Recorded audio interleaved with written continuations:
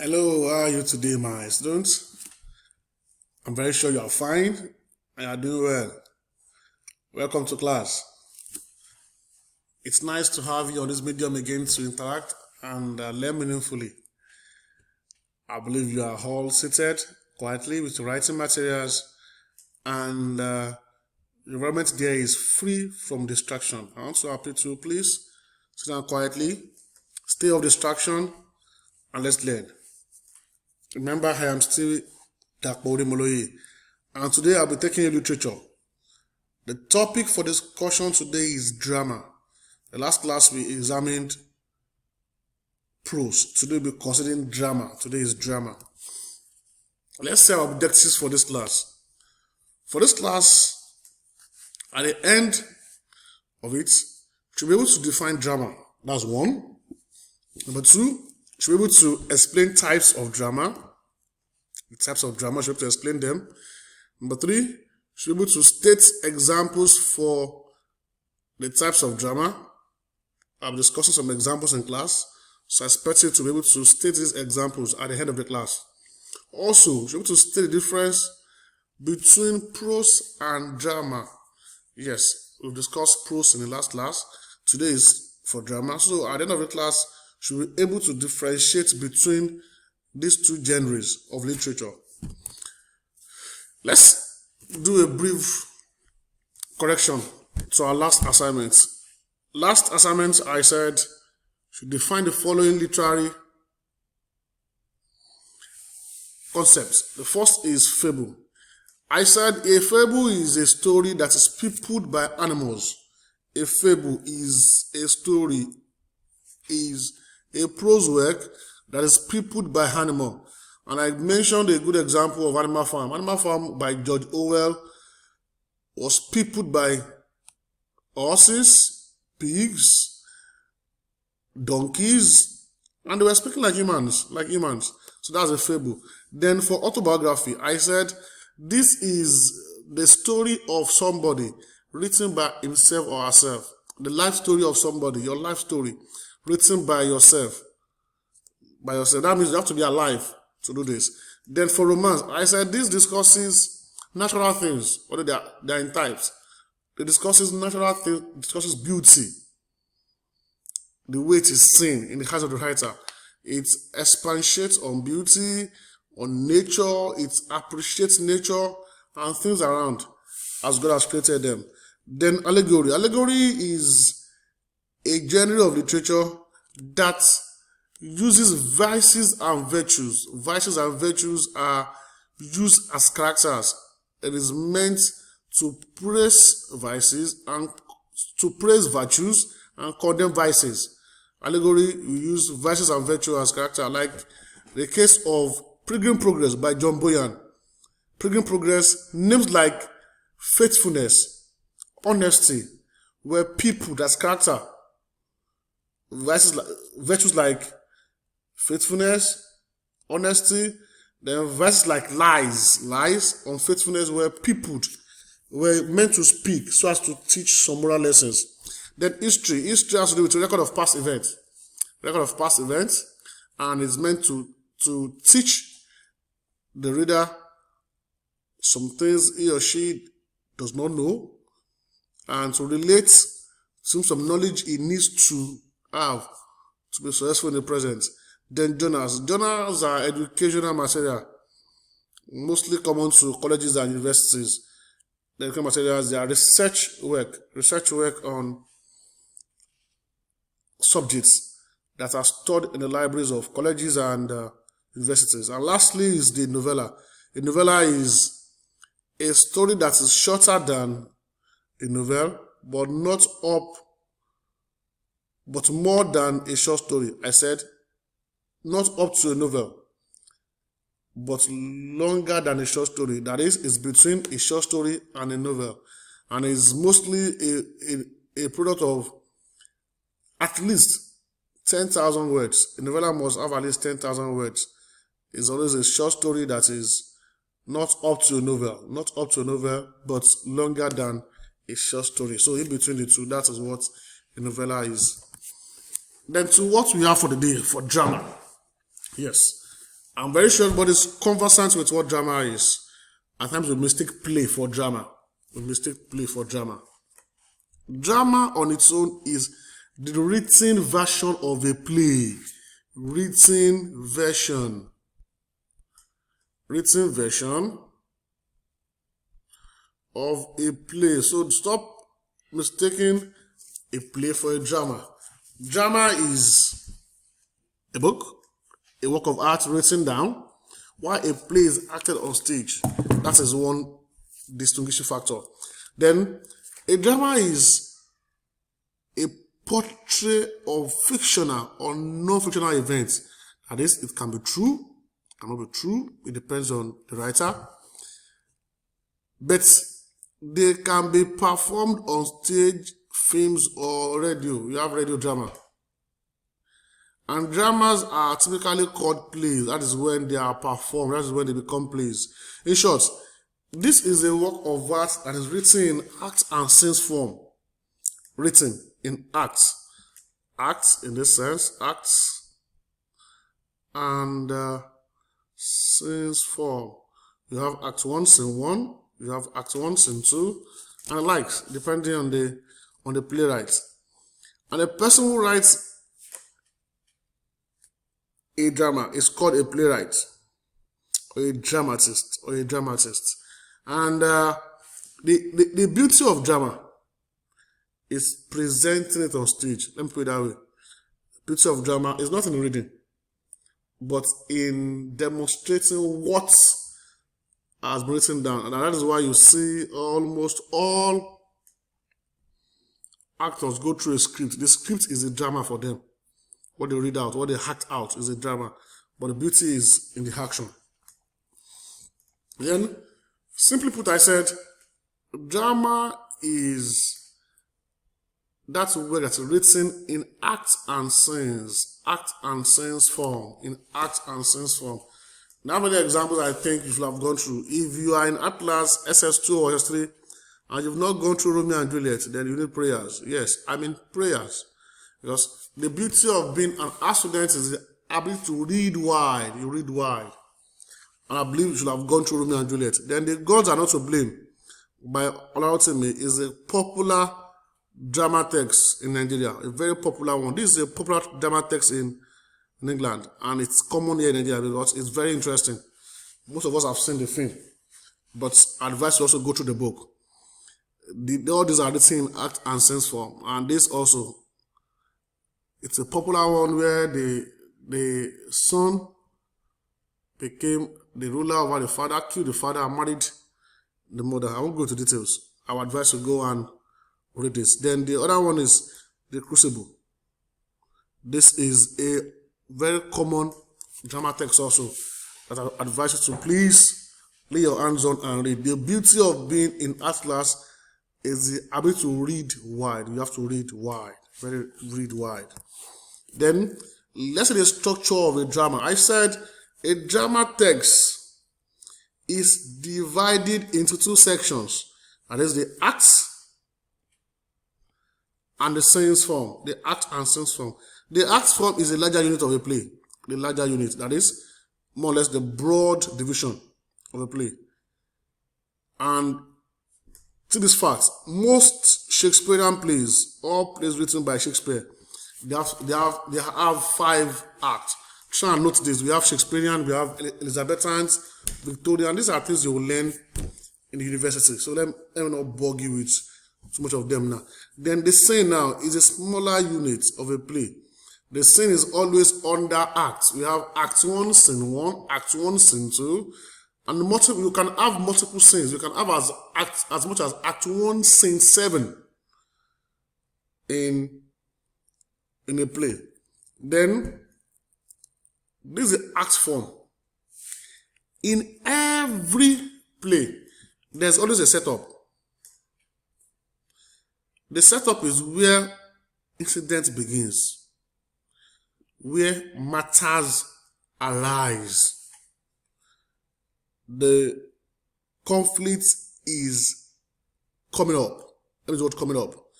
In Act 1, the conflict is gathering. Conflict is gathering. Then here you come to the midpoint where the conflict is rising. It's rising, it's coming up. In Act 2, things start developing, things get more complicated, and here it gets to the climax. Here is a final destination for conflict. And when something reaches a climax, what happens? It falls. There's a resolution. The conflict is either settled or it explodes. When it is settled, the drama ends happily. That is when you have a comedy or a tragicomedy. When a conflict is not settled, when it explodes, definitely somebody must suffer the explosion. And common to that is the protagonist. The protagonist suffers the result of the conflict explosion. As when you have tragedy, when the main character dies or gets injured. So these are the three forms of acts. They come in these forms. Then to the type of drama now. The first is the comedy. Although most of you have mistaken this for the laugh type of drama where you laugh all out and no. This is a work of drama that has a lighter tone, and has a happy conclusion. It has a lighter tone, and the aim is to make the audience laugh. Yes, you laugh, you feel good. There's no harsh conflict in it. The conflicts are minimal. There are things that can be resolved easily, and they used to acquaint characters and wits with witty remarks. Most times, characters in it, they make some witty remarks. In short, it's let me call it as an unserious drama, a drama that is less controversial. Yes, let me use less controversial. And example is the importance of being earnest. There's no way you leave university, even before you get to 300 level, if you are studying anything that has to do with language, linguistics, English, anything that has to do with linguistics, you have to read this book. It's about this book, importance of being earnest. It's about a family where people were cajoled to marry. Somebody has to pretend to be someone else to marry the love of his life. It's a very interesting book. The conflict there was marriage, but it was settled in an amicable and funny manner, though it was not excessive laughter. Right? So there are some things that are caught for laughter there, where you have to disguise to be someone you are not, and you're almost caught. Then, A Midsummer Night's Dream by Shakespeare is another form of comedy. Then, The Conscious Lover by Sir Richard Steele. These are things you can lay your hands on the summary on the internet. Just read the summary. It gives you a broad view. Of what the book is all about. It's not compulsory you read all because of our time or because of getting them easily. But you can always lay your hands on the summary on the internet and read them. Then for types of comedy, we have types of comedy. We have the romantic comedy where the theme is a theme of love. We discuss love, like the case of the importance of being earnest. You find most romantic comedy in Shakespeare. Yes, Shakespeare and Elizabethan contemporaries. This era, they discussed comedy as being a theme of love. And this play are concerned or centered around love affairs. That is a romantic comedy. And the fact is that true loves never run smooth. However, love overcomes difficulty and ends up in a happy reunion. There will be conflict, but they always end up on this note. Because love overcomes what? Difficulties. Then, the comedy of humor. This comedy of humor was common in the 16th century. And this man, Ben Jonson, was the first playwright to focus on that. And in this comedy of humor, there's a story that says man has 4 liquids. That's what this comedy of humor emphasizes, or humor, which include the phlegm, the blood, yellow bile, and the black bile. This comedy was just to caricature the human body as having 4 liquids, and it makes everything look so funny and light mood with a lot of things to laugh about. Then it is so that human beings have the balance of humors in their blood, that is, in their body. It affirms that human beings have a sense of the balance of these humors, to balance them up to remain healthy. So this drama is just a caricature of the human body as having 4 liquids, which is well balanced to make us healthy.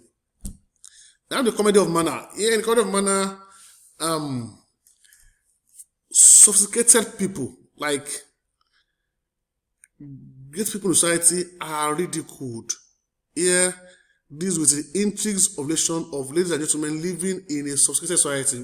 Whereas, that means high place, in short, elite society, they are satirized. Let me do the word satirized.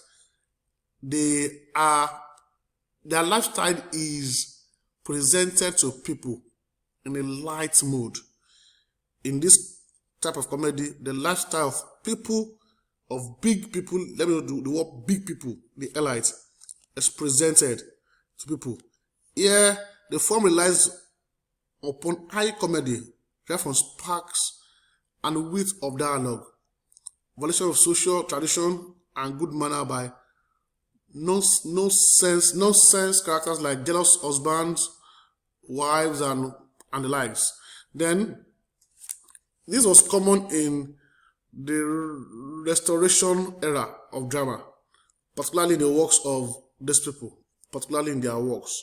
These are things I'm just trying to feed you for an higher level. You don't need all this thing for a hike, but so you won't say in the future that that man did not teach us. So that's why I'm giving you a clue to all this. Then the sentimental comedy is one that has both comedy and sentimental tragedy in it. When a tragedy is sentimental, it's not real. Yes. When a tragedy is sentimental, I said it's not what? It is not real. It is not real. It's fake tragedy. So it combines both for us to have a sentimental comedy. Then to the other type of drama now. Number 2 is a tragedy. And here, things revolve around disaster, pain, and death. The drama revolves around disaster, pain, and death.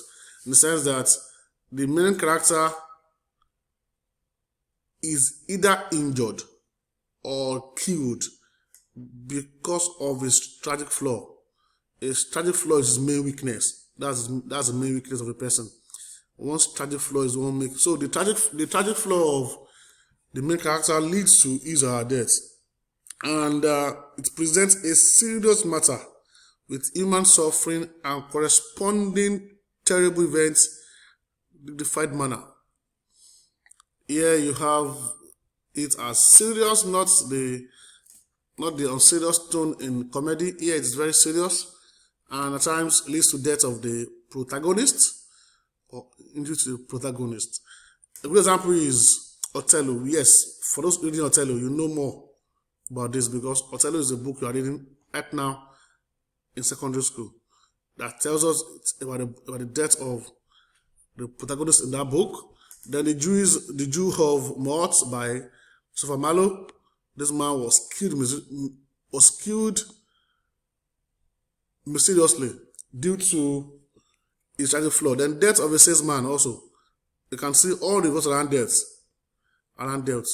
So let's try and note that the theme is always that of disaster, pain, and death.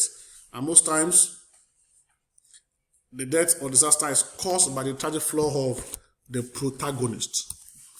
Then we also have tragicomedy. This is simply tragedy that ends happily. It starts with something very, very serious. That is, the beginning part is always tense. It's always tense because it starts with tragedy.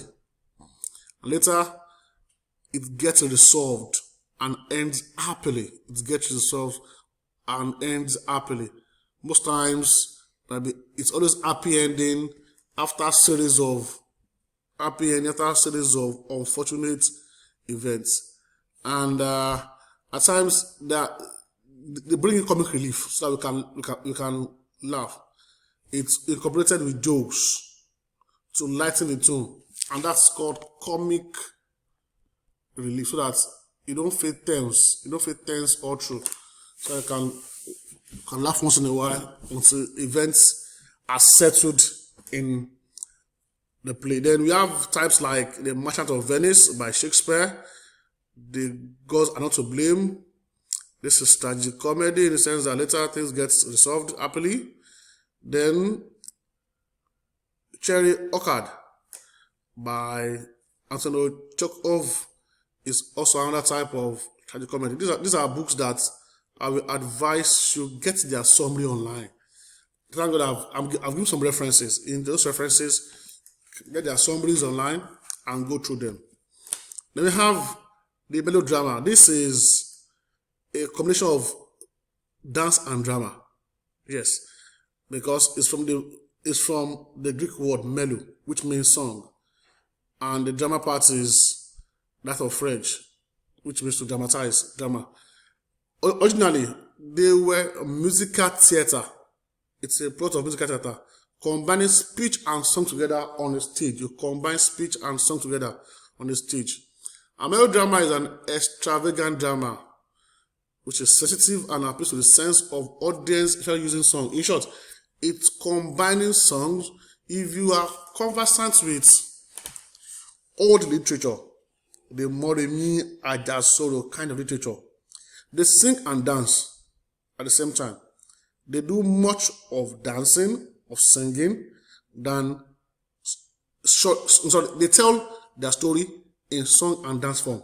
Yes, they tell their story in song. They will be singing and dancing. They have a narrator who is telling you the content of the story. So it's old drama, but we have to learn it for exam purpose. And we have examples here. Another example is here. These are English version. We hardly have we hardly have a Nigerian melodrama documented. They are mostly staged. They are staged in theater, and people don't document them. That's why you can't have a Nigerian version. Then for the farce, yes, this is what most of us mistake for comedy. This is when the excessive laughter comes in, because clowns are brought in. It has clowny humor. Clown. In short, it has unbelievable theme. It is the comedy. This is overhyped, or I call it exaggerated comedy. It says that all the events are unbelievable. Yes, a good example is Mr. Bean. You know Mr. Bean. The things he does in his comedy kits, let me use the word comedy kits, are excessively unbelievable. But it's fast because you laugh all through. You laugh all through. You can see it here. It has clowny humor. You laugh all through. And it's a mix of highly related and funny situations aimed at the audience. And you say here, it's a sub-category of dramatic comedy, which is meant to make the reader or the person watching to laugh and laugh and laugh. Then we have them here in types. In terms of being earnest, you laugh through the book throughout. Seek to conquer. They're waiting for Godot. These are books that discuss this type of drama explicitly. Then We have the musical drama. It's more or less like the melodrama. But here, comedy is brought in. In musical drama, dramatists not only tell their story through acting and dialogue, but through dance as well as music. Often comic. That's one thing about this. The issue of melodrama is issue of singing and drama. But here, singing, drama, and dance all in one. And they hardly have serious matters. No, because nobody discussing something serious in dance form. So they hardly have serious subject to discuss. And examples of these include Andrew Lloyd Webber's The Phantom of the Opera. This is one. And this is good. That reminds me, India movie, yes, India movie. An India movie is a typical example of musical drama. An India movie, they can sing for 1 hour and just give it 30 minutes action. You know how they do their thing. So that falls under musical drama. Then let's try and differentiate between drama and prose. I will focus on drama and prose. Let me focus on this. Drama and prose. Drama is made up of dialogue. Dialogue, you can see dialogue here. No dialogue is here. Then they have stage direction here. They are, things like acted on stage and stuff like that. Then it's performed on stage, designed to be performed. But here you can see all the types here. There's nothing like dialogue here, nothing like stage direction here, nothing like being performed on stage here. So let's try to know the difference between the two. It's very important. Then here I said act and sings here, act and sings, act and sings.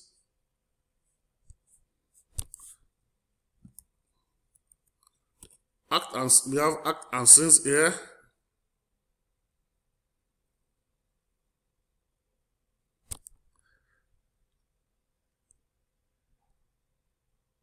Act and sings. And here we have paragraphs and chapters. Paragraphs and what? And chapters. However, in conclusion, remember I said drama is either fiction or non-fiction and is meant to be acted on stage with written dialogues. Then I've mentioned and I've explained the types of drama that we have. I've explained the comedy, which is with a lighter tone, the tragedy, which has a theme of disaster, pain, and death, which is always ending on a sad note with the death or injury to the main character, who is also the protagonist. And I said tragicomedy is a drama that has the feature of both tragedy and comedy. It starts badly but gets resolved at the end. It ends happily. I want to say this before I go on now. The remaining part I've mentioned. I mentioned fast. So to be sure you follow me, I mentioned melodrama. I also mentioned musical drama. Very briefly, before I go on, very briefly, write a short note of 3 lines each on them. I'm waiting for you. Short note of 3 lines each on them. On fast, melodrama, musical drama. These 3, write something short on them. I'm waiting.